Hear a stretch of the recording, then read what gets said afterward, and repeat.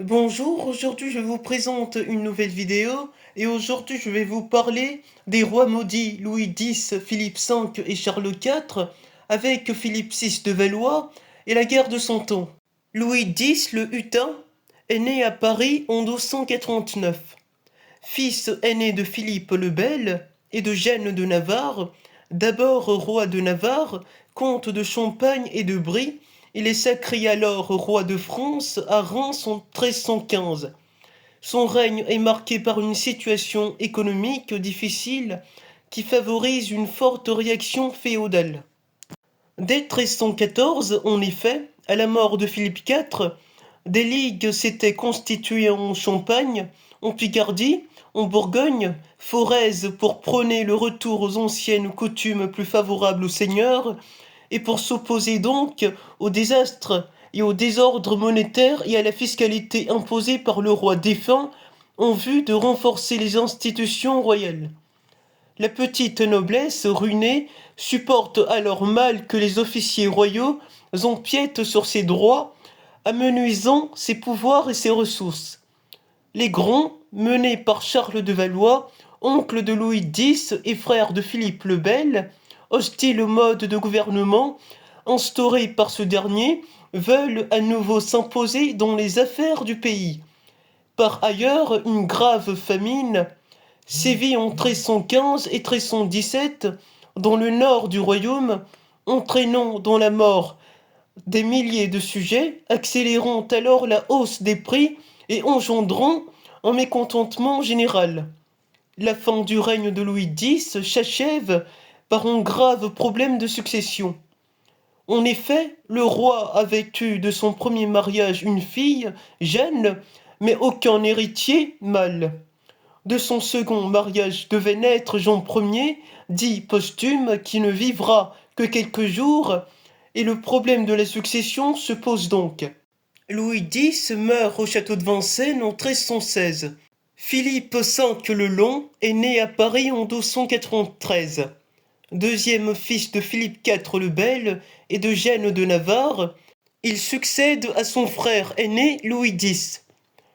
Mais tout d'abord, il est comte de Poitou, puis régent à la mort de Louis X en 1316, avant la naissance de son neveu Jean Ier le posthume, qui ne vivra alors que 5 jours.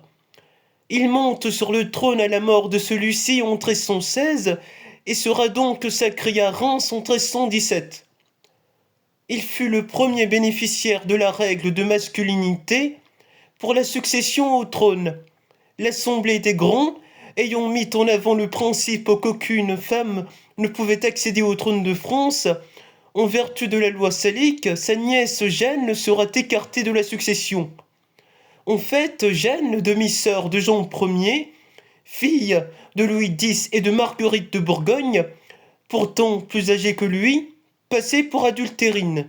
Remarquable administrateur, doté d'un grand sens de pouvoir, il reprend la politique de Philippe le Bel, tente d'imposer une monnaie commune dans l'ensemble du royaume, malgré l'opposition des seigneurs méridionaux. Il centralise alors les institutions pour plus d'efficacité et réorganise l'hôtel du roi, le parlement, la chambre des comptes, etc. Il crée en 1317 les milices non nobles en faisant recenser par les baillis les manants aptes à porter les armes.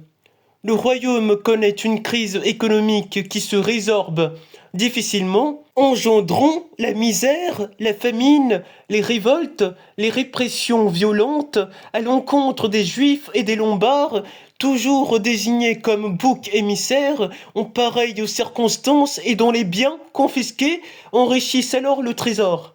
Victime de la dysenterie, Philippe V meurt en 1322, ne laissant que des filles.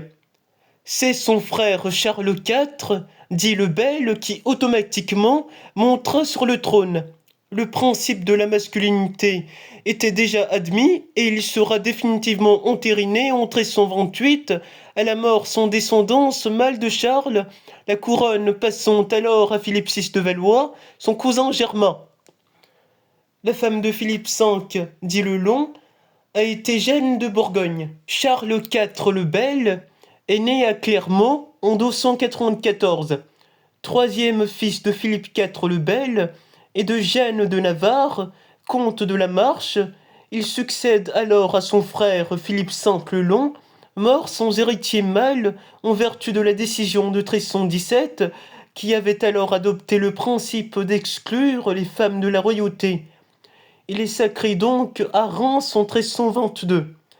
Pendant son règne, il maintiendra la domination royale sur les nobles, poursuivra le renforcement des administrations, surveillera les officiers de la Chambre des comptes, du Parlement, des requêtes, de la chancellerie et réformera leurs offices.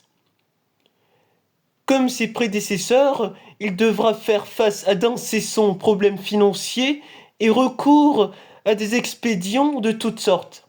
Impôts sur les marchandises, confiscation des biens des banquiers italiens, détournement des dîmes levées pour le financement des croisades, etc. Charles IV le Bel meurt sans descendance mâle au château de Vincennes en 1328 et sera le dernier roi de la dynastie des Capétiens direct sur le trône. Ses épouses ont été Blanche de Bourgogne, Marie de Luxembourg et Jeanne d'Évreux. Philippe VI est né en 1293, fils de Charles de Valois et de Marguerite de Sicile. Il est comte de Valois, d'Anjou et du Maine. Régent à la mort de Charles IV en 1328, alors que la reine Jeanne d'Évreux est enceinte, il pourra monter sur le trône de France à la naissance de l'enfant, puisque c'est une fille blanche. Il est donc sacré à Reims en 1328 et installe sur le trône de France la dynastie des Valois, qui régnera donc quelques 260 années. Il charge la Chambre des comptes de faire écrire tous les feux du royaume afin de lever efficacement des impôts. Ce recensement a dénombré 469 990 foyers environ répartis sur 23 700 paroisses. Il nous permet d'évaluer la population de l'époque à quelque 13 à 15 millions d'habitants, faisant alors de la France l'un des États les plus peuplés de tout l'Occident. Son règne voit débuter la guerre de Cent Ans. La première bataille de Philippe VI contre Édouard III, roi d'Angleterre, qui revendiquait alors le trône de France, fut l'avantage à Édouard III, dont les archers anéantissent la chevalerie française à Crécy en 1346. Face à une situation économique catastrophique, essentiellement due aux dépenses de guerre, le roi réunit les États généraux de 1346 à 1347 à Paris et à Toulouse. Des aides impôts exceptionnelles sont votées et la gabelle taxant le sel dans certaines provinces est étendue à tout le royaume en 1341. À la fin du règne de Philippe VI, la peste noire, ou bubonique, ou grande peste frappe le pays. Entre 1347 et 1348, l'épidémie touchera alors près de la moitié de la population française. Outre les morts dues à la maladie, elle entraîne donc un effondrement des structures sociales et économiques du royaume. La population active étant insuffisante pour exploiter les terres ou travailler à l'artisanat, la famine sévit et le commerce s'écroule. Les villes et les campagnes perdent une grande partie de leurs habitants. Malgré ces circonstances extrêmement difficiles, le domaine royal s'agrandit des comtés de Champagne, de Brie, de Valois, d'Anjou, du Maine en 1328, de Chartres en 1329, du Dauphiné du Viennois, du comté de Montpellier en 1349. Philippe VI meurt à Nogent-le-Roi en 1350. Ses femmes ont été Jeanne de Bourgogne et Blanche de Navarre. Merci beaucoup d'avoir suivi cette nouvelle vidéo. N'hésitez pas à liker, commenter, partager et à vous abonner. Et on se retrouve pour une nouvelle vidéo. À la prochaine.